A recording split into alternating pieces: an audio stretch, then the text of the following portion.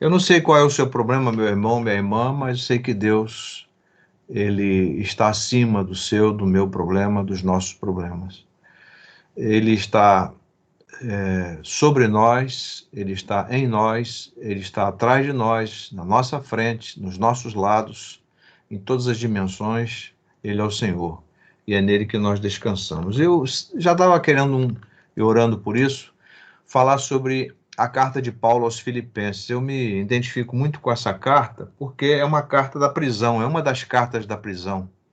Quando Paulo estava preso em Roma, e aqui a carta tem a data mais ou menos de 62 a 64, depois de Cristo, e aí Paulo escreve essa carta, cujo portador foi Epafrodito, né? Ou Epáfras, né? Epáfras, o nome mais reduzido, Epafrodito, o nome mais alongado. Então eu queria pedir aos irmãos que abram suas Bíblias na Epístola de Paulo aos Filipenses.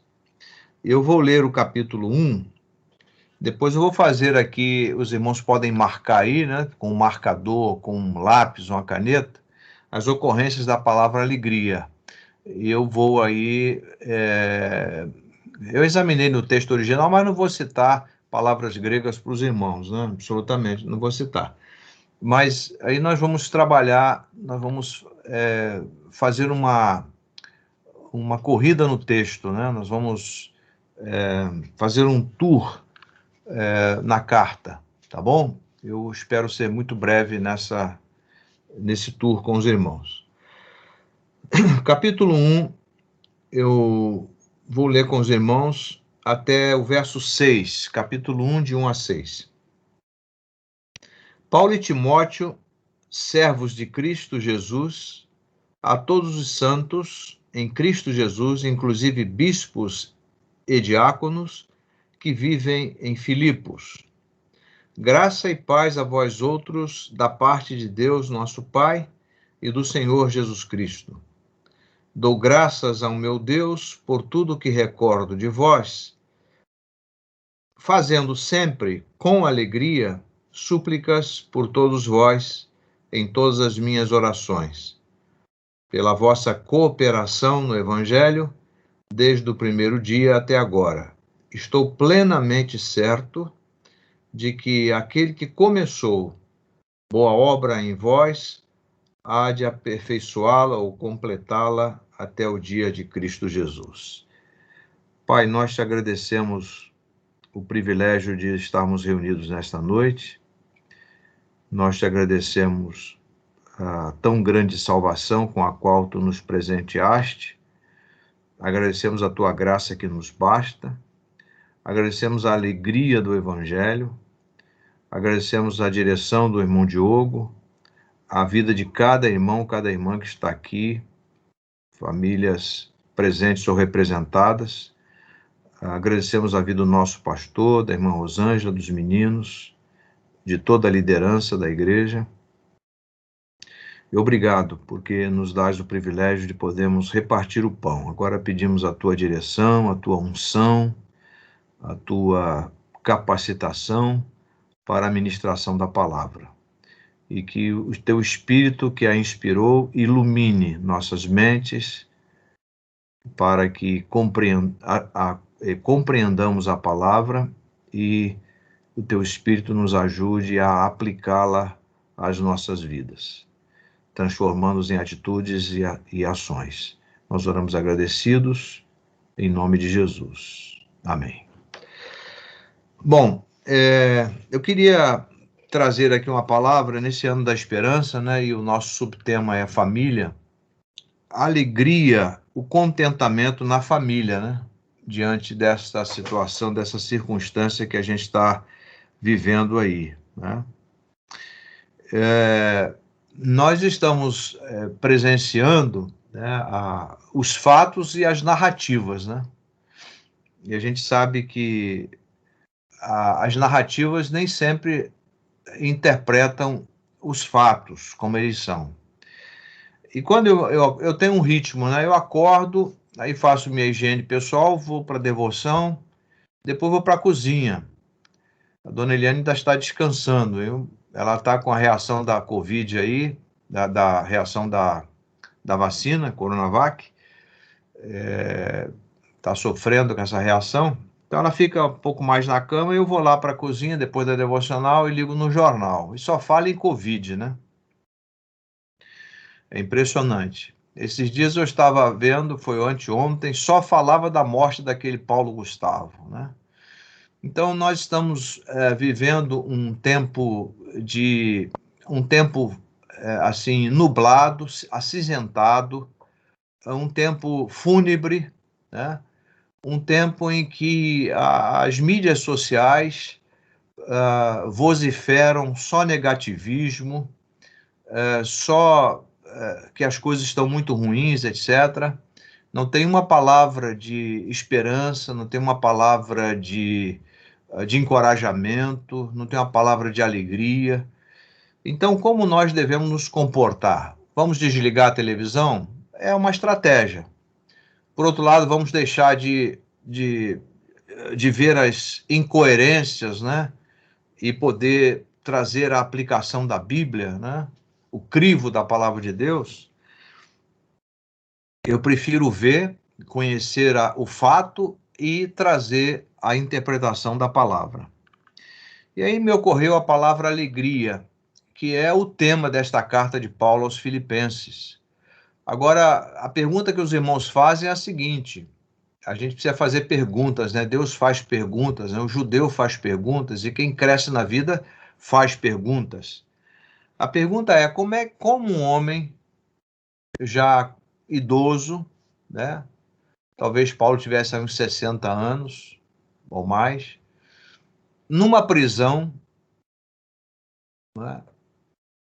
Escreve para os irmãos em Filipos, falando que eles deviam estar alegres, deviam ter alegria, deviam ter contentamento. E lá no capítulo 4, ele chega a dizer: eu aprendi a viver contente em toda e qualquer situação. E aí, eu estava fazendo uma pesquisa de quantas vezes a palavra alegria, o substantivo alegria, né? E podemos aqui colocar também o verbo alegrar, né? Ocorre 13 vezes na carta. Aí eu dividi o 13 por 4 capítulos e deu uma média de 3 ocorrências em cada capítulo. Eu fiquei impressionado porque as circunstâncias que Paulo estava vivendo não tiraram de forma nenhuma a alegria que havia no coração dele. E as circunstâncias pelas quais nós passamos, no desemprego, numa doença, né?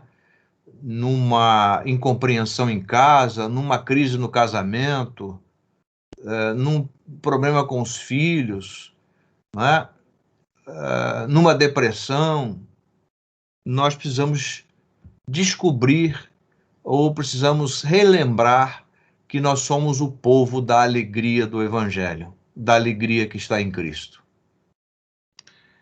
Então, vamos examinar essas palavras, essa palavra alegria no substantivo e o verbo alegrar, tá certo?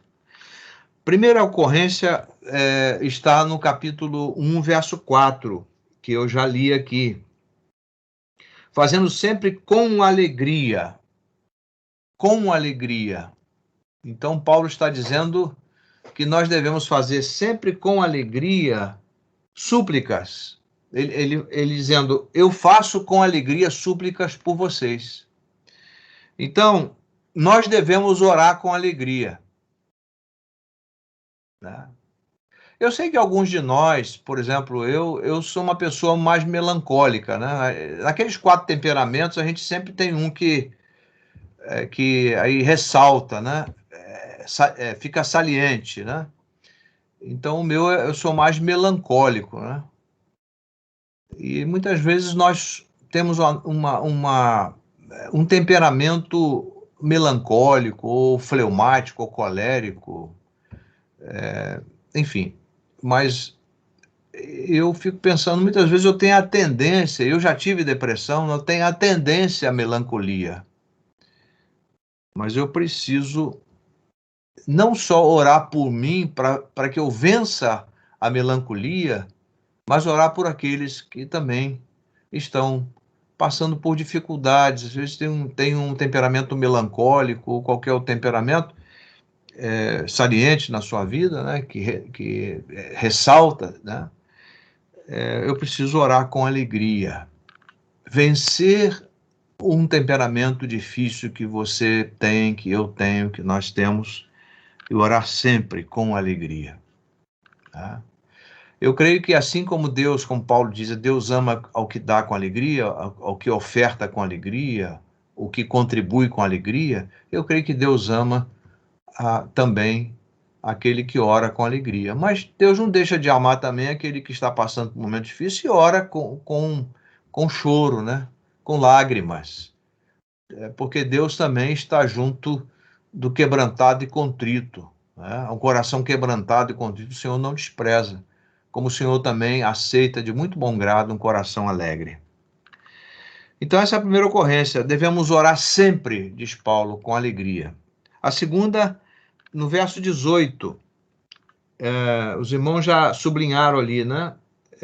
Fazendo sempre com alegria súplicas. Com alegria, os irmãos sublinham, com alegria súplicas.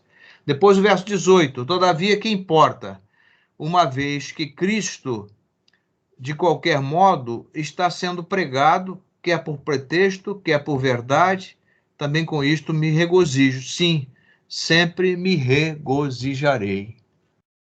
Então a gente tem que pregar Cristo com regozijo. Permita-me dizer, me contar a minha experiência hoje. Hoje eu fui ao urologista, né? Porque depois que a gente passa aos 60 anos, tem a questão da próstata, né? E é 2 anos já que eu todo ano fazia, mas com essa pandemia emendou 2 anos. Eu fui lá e ele passou vários exames para mim, e exames caros, né? Mas, graças a Deus, né? Vamos receber aí os aposentados, a metade do 13º, agora em maio e junho, né? A irmã Cida está muito feliz por isso. Então, eu não estava lá diante dele com tristeza, porque eu estou sentindo alguns incômodos, né? E ele estava passando alguns exames para mim, exame de sangue que eu não gosto de fazer. Eu fiz um há um mês e quase 2 meses atrás, e ele mandou repetir. Então, o que eu fiz? Eu levei um livro para ele, levei um Novo Testamento e botei dentro do livro dois folhetos. Então, e com um cartãozinho, né? Porque você nunca deve escrever no livro quer dizer, o seu oferecimento. Você deve escrever num cartão, porque escrever no livro é atribuição exclusiva do autor, né? Aprendi isso depois de velho. E aí, resultado, eu preguei Cristo para ele. Eu levei o livro do pastor Glênio, As Insondáveis Riquezas de Cristo. Levei o Novo Testamento e levei folhetos. Então, a gente tem que, com regozijo, mesmo numa situação de enfermidade, de incômodo, né? De um pouquinho de preocupação, a gente tem que ter regozijo em pregar a Cristo. Alegria em pregar a Jesus. A outra ocorrência é no verso 25 do capítulo 1. E convencido disso, estou certo de ficarei e permanecerei com todos vós para o vosso progresso e gozo da fé. Né? Então, Paulo está aqui numa questão futurista, né? Tá dizendo, olha, eu posso ainda estar com vocês, mas a tradição diz que ele foi decapitado, né? Ele não voltou a Filipos. Mas ele diz, olha, para o gozo de vocês, para a alegria de vocês.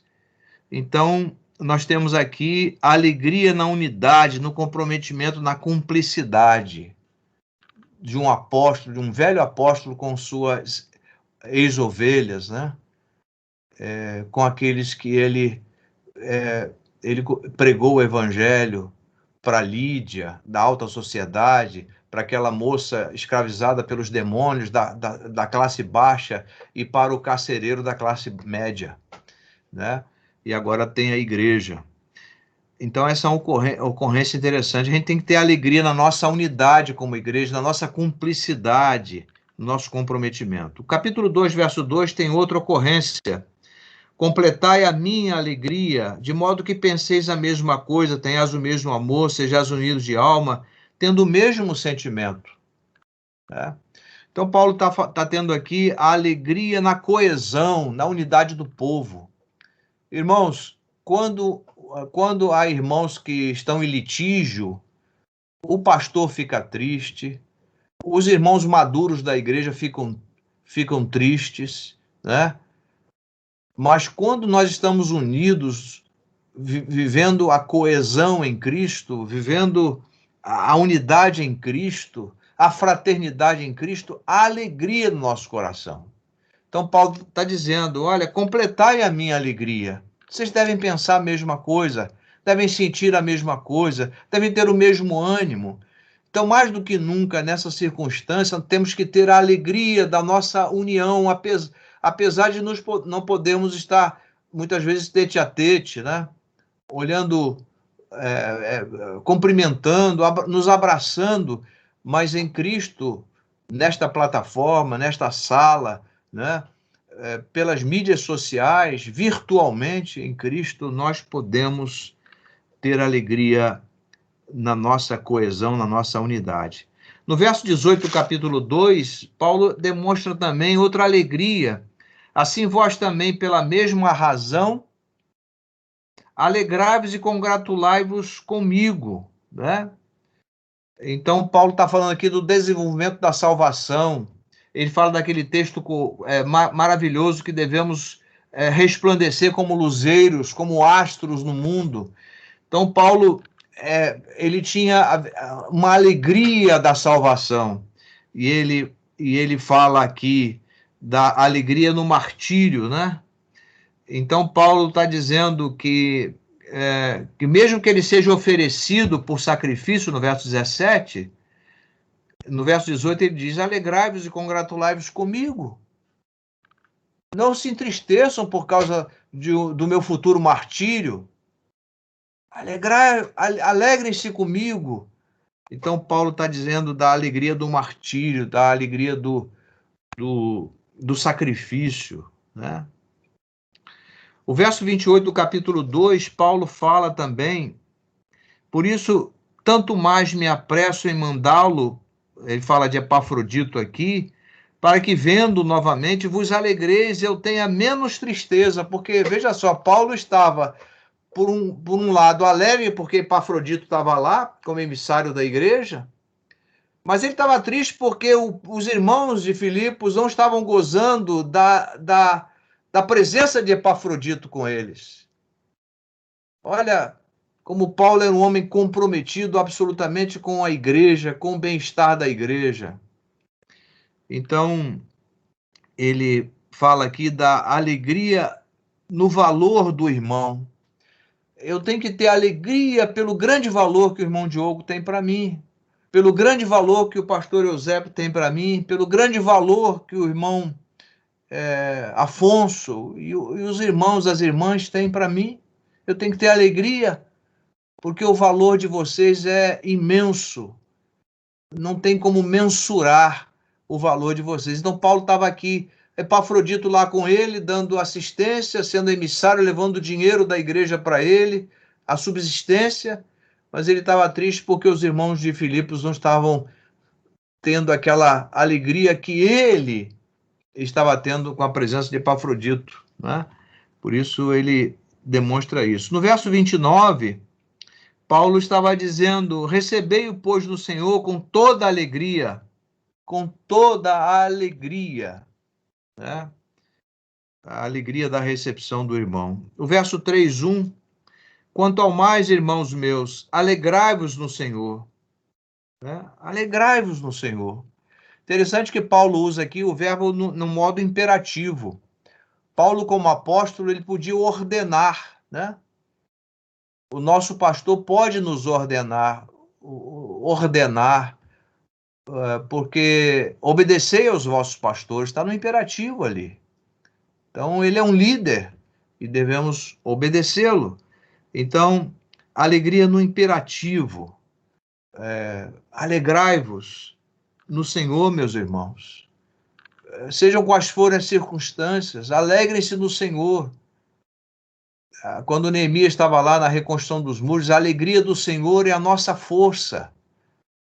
A alegria do Senhor é o nosso encorajamento. A alegria do Senhor é o nosso combustível essencial para continuarmos a lutar, a viver, né? Porque a gente não existe, irmãos, a gente vive. Porque viver é diferente de existir, né? Agora o verso 4, o capítulo 4, verso 1, temos outra ocorrência. Portanto, meus amados e muito saudosos, minha alegria e coroa, sim, amados, permanecei deste modo firmes no Senhor. Paulo está agora tendo alegria na preciosidade dos irmãos, no amor fraternal dos irmãos, no amor fraterno. Paulo está aqui dizendo que os irmãos de Filipos era a alegria dele. Nós devemos ser a alegria para o nosso pastor, devemos ser a alegria para o nosso Deus, porque aqueles que estão em Cristo são novas criaturas ou nova criação, as coisas velhas já passaram, ou seja, a murmuração, a reclamação, né? A chatice, essas coisas passaram, tudo se fez novo, e esse novo é a alegria que nós temos no Senhor. É a alegria do Senhor, é a alegria no Senhor, é a alegria para o Senhor. E o capítulo 4, verso 4, interessante que aqui nós temos alegria ao quadrado, né? Porque ele fala, alegrai-vos, agora usa também o modo imperativo, alegrai-vos sempre no Senhor. Meus irmãos, alegrai-vos sempre no Senhor, não é alegrai-vos de vez em quando, não. Não é alegrai-vos quando as coisas estão a nosso favor. Não é alegrai-vos quando a gente vai num pequeno rio e ele nos leva para baixo de acordo com a maré, né? Mas mesmo quando temos que subir o rio contra a maré, devemos nos alegrar. Então, alegrai-vos sempre no Senhor. Outra vez digo, alegrai-vos. Irmãos, devemos nos alegrar. Devemos nos alegrar sempre. E aí o irmão Diogo leu o texto, né?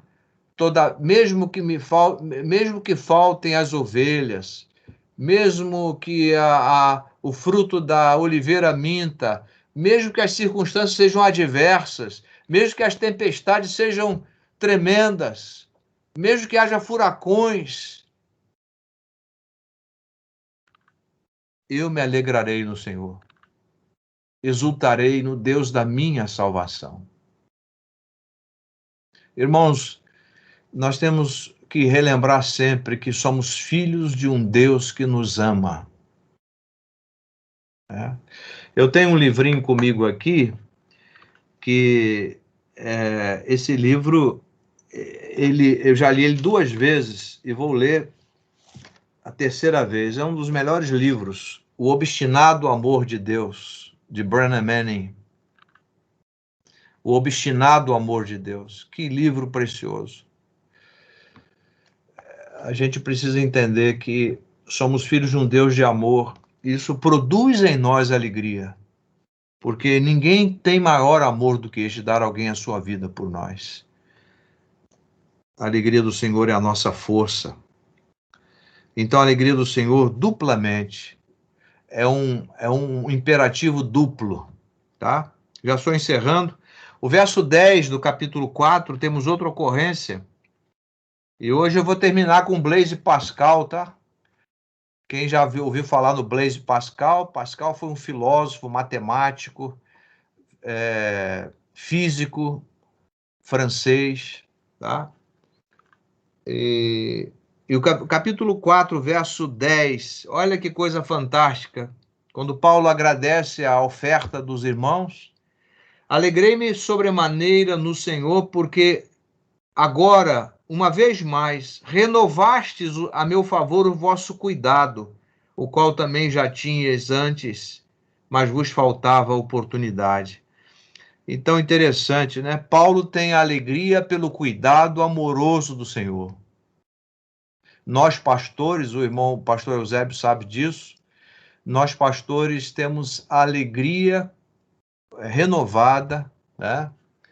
Quando percebemos que os irmãos, ovelhas do Senhor Jesus Cristo, porque o pastor Eusébio sabe que eu também sei, nós sabemos que nós somos co-pastores de Cristo, ele é o pastor supremo, quando nós sabemos que os nossos irmãos cuidam de nós,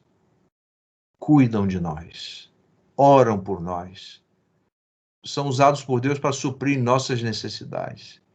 Isso traz um contentamento no coração muito grande, né? Porque, afinal de contas, pastor é gente, é de carne e osso, sujeitos às mesmas paixões que Elias. Então, alegria no Senhor pelo cuidado. E, por último, ele no verso 11 diz assim: digo isto não por causa da pobreza. Paulo era um homem pobre, irmãos, de recursos físicos, né? E ele também não tinha muita saúde, não. Como Pascal também não tinha muita saúde e morreu aos 39 anos. Olha só que coisa linda, irmãos. Digo isto não por causa da pobreza. E quantas vezes a gente reclama, né? Eu ouvi um pastor dizer hoje que o pessoal está indo para os montes para pedir prosperidade a Deus. Os cultos hoje são cultos dessas igrejas aí de prosperidade. As pessoas saem extasiadas do culto por causa dos cânticos, não por causa do amor de Deus, da graça de Cristo, do poder do Espírito Santo, da humilhação, enfim. Olha o verso 11. Digo isto não por causa da pobreza, porque aprendi a viver contente. Aprendi a viver contente em toda e qualquer situação. Temos que ter alegria, meus amados irmãos, nas circunstâncias mais difíceis da vida. Mais difíceis. Não tem sido fácil saber agora que a minha netinha está sozinha lá. Só está sendo cuidada, mas está sozinha. Essa hora minha filha estaria lá com ela, meu genro também. Mas ela está sozinha lá. Não acorda. E o que tem alegrado o meu coração é o seguinte: se ela não acordar aqui, vai acordar no céu. Eu não quero que ninguém tenha pena de nós.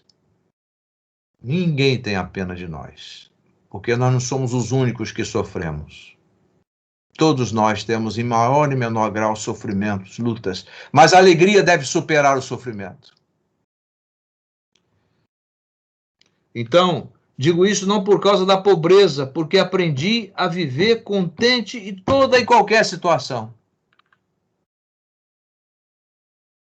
Interessante, na palavra grega, todas as ocorrências, exceto uma, fala de efusiva satisfação, regozijo, prazer, contentamento.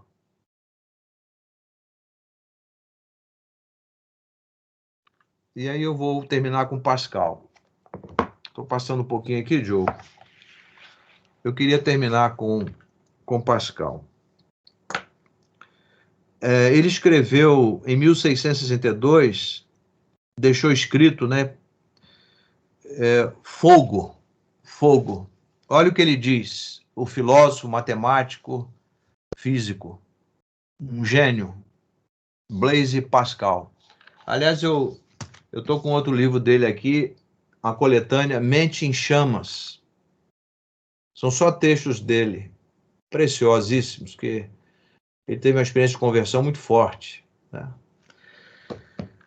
Ele deu um grande testemunho do Evangelho na França e ao redor do mundo, né? Naquela época, os que conheciam os trabalhos dele, acadêmicos. Fogo, Deus de Abraão, Deus de Isaac, Deus de Jacó, não dos filósofos estudiosos. certeza, certeza de coração, gozo e paz. Deus de Jesus Cristo, Deus de Jesus Cristo, ele repete, meu Deus e teu Deus, o teu Deus será o meu Deus, esquecendo o mundo e tudo mais exceto Deus. Ele só se encontra através dos evangelhos. Grandeza da alma humana. Ó Pai de justiça, o mundo não te tem conhecido. O mundo não te tem conhecido, mas eu te conheci. Gozo, gozo, gozo, lágrimas e gozo.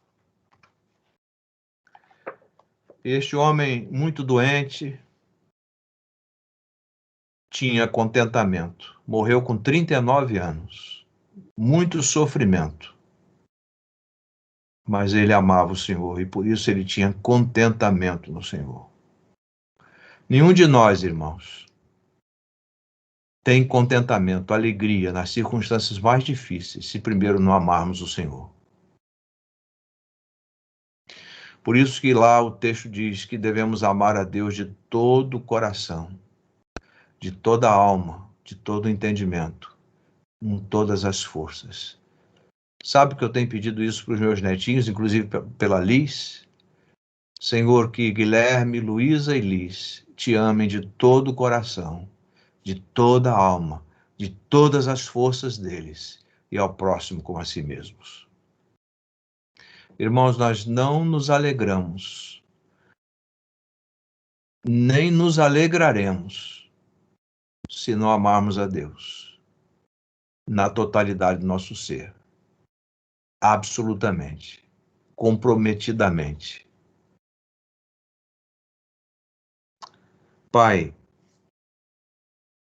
permitas, por graça e misericórdia, e nos ajudes a termos esta mesma alegria que o apóstolo Paulo, pela preciosidade inspirativa do teu Espírito, nos traz nesta carta.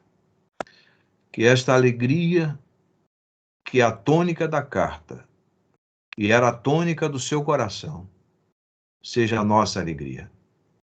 Nesses tempos difíceis, que cantemos ao Senhor, que nos regozijemos em Ti, que nos alegremos em Ti, que sejamos efusivos de alma para Ti, porque Tu aceitas um coração quebrantado e contrito. Tu aceitas um coração alegre. Seja quais forem as circunstâncias, Tu és Deus e a nossa alegria está em Ti. Muito obrigado. Aplica esta palavra no nosso coração e dá-nos um excelente resto de noite. Em nome de Jesus. Amém.